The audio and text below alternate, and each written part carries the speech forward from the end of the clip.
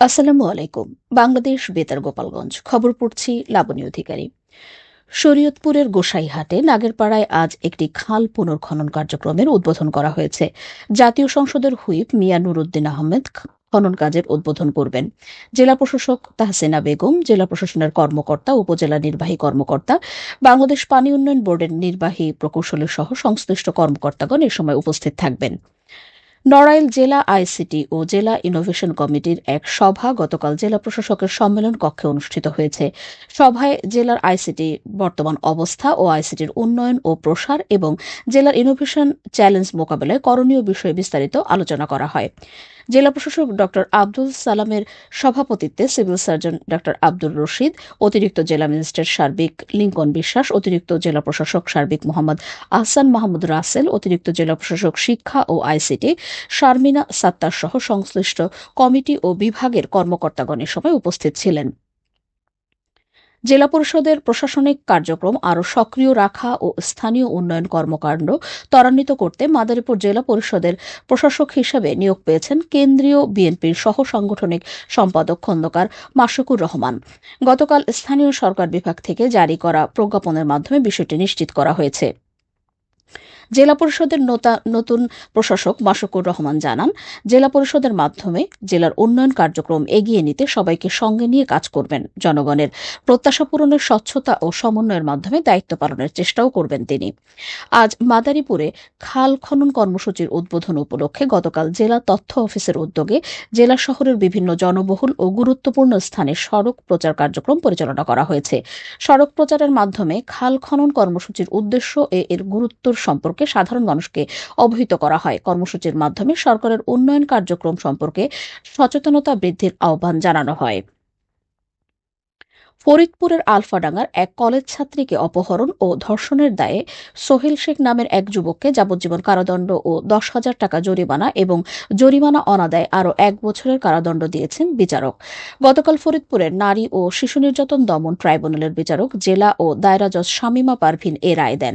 আদালতের পিপি গোলাম রাব্বানী বলেন, 2016 সালে কলেজ ছাত্রীটি বোয়ালমারীর একটি কলেজে একাদশ শ্রেণীতে পড়াশোনা করত। বাড়ি থেকে কলেজে যাওয়ার পথে মোহাম্মদ সোহেল শেখ তাকে বিরক্ত করত। এ ঘটনায় ছাত্রীর পরিবারের লোকজন সোহেলের অভিভাবকের কাছে নালিশ করেন। এতে ক্ষুব্ধ হয়ে 2016 সালের 14 সেপ্টেম্বর কলেজ ছাত্রীকে সোহেল শেখ সহযোগীদের নিয়ে মাইক্রোবাসে করে অপহরণ করে। এ ঘটনায় ছাত্রীর বাবা নারী ও শিশু নির্যাতন দমন ট্রাইব্যুনালে সোহেল শেখ, তার ভাই রাসেল শেখ ও তাদের সহযোগী আরিফ শেখকে আসামি করে মামলা দায়ের করেন।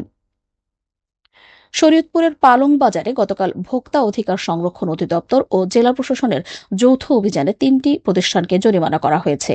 জাতীয় ভোক্তা অধিকার সংরক্ষণ অধিদপ্তরের সহকারী পরিচালক জান্নাতুল ফেরদৌস ও জেলা প্রশাসনের নির্বাহী ম্যাজিস্ট্রেট প্লাবন কুমার এ অভিযানে নেতৃত্ব দেন।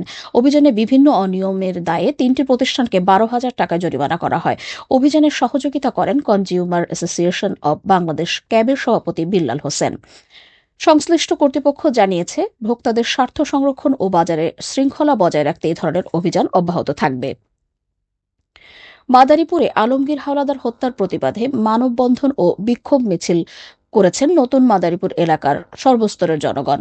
গতকাল জেলা প্রশাসকের কার্যালয়ের সামনে এ মানববন্ধন কর্মসূচি অনুষ্ঠিত হয়। বক্তারা বলেন, হত্যাকাণ্ডের দীর্ঘ সময় পার হলেও মূল আসামিদের সবাইকে এখনও গ্রেপ্তার করা হয়নি। তারা দ্রুত জড়িতদের গ্রেপ্তার ও দৃষ্টান্তমূলক শাস্তির দাবি জানান। মানববন্ধন শেষে একটি বিক্ষোভ মিছিল শহরের বিভিন্ন সড়ক প্রদক্ষিণ করে সদর মডেল থানার সামনে গিয়ে শেষ হয়। এ সময় বিক্ষোভকারীরা হত্যাকারীদের ফাঁসির দাবি জানান। সদর মডেল থানার ভারপ্রাপ্ত কর্মকর্তা আব্দুল কালাম আজাদ জানান, এ সময় ইতিমধ্যে 5 জনকে গ্রেপ্তার করা হয়েছে এবং অন্যদের ধরতে অভিযান চলছে। মাদারীপুর শিবচরের জাদুয়ারচর গ্রামে সেলিম শিকদার নামে এক কৃষকের গোয়ালঘর ও বসতঘরে গতকাল অগ্নিকাণ্ডের ঘটনা ঘটেছে। শিবচর ফায়ার সার্ভিসের স্টেশন অফিসার তপন কুমার ঘোষ জানান, খবর পেয়ে রওনা দিলেও স্থানীয়রা আগুন নিয়ন্ত্রণে এনেছে বলে জানালে তাদের আর যেতে দেওয়া হয়নি। অগ্নিকাণ্ডে গোয়ালঘরে থাকা 2টি গরু পুড়ে মারা যায় এবং 2টি বসতঘর সম্পূর্ণভাবে ভস্মীভূত হয়ে যায়। জানিয়ে দিচ্ছি ইফতার ও সেহরির সময়সূচি। আজ 26 রমজান। গোপালগঞ্জের পার্শ্ববর্তী এলাকার সময় অনুযায়ী আজকের ইফতারের শেষ সময় সন্ধ্যা 6টা 14 মিনিটে ও আগামীকাল সেহরির শেষ সময় ভোর 4টা 49 মিনিট। সবশেষে আবহাওয়া।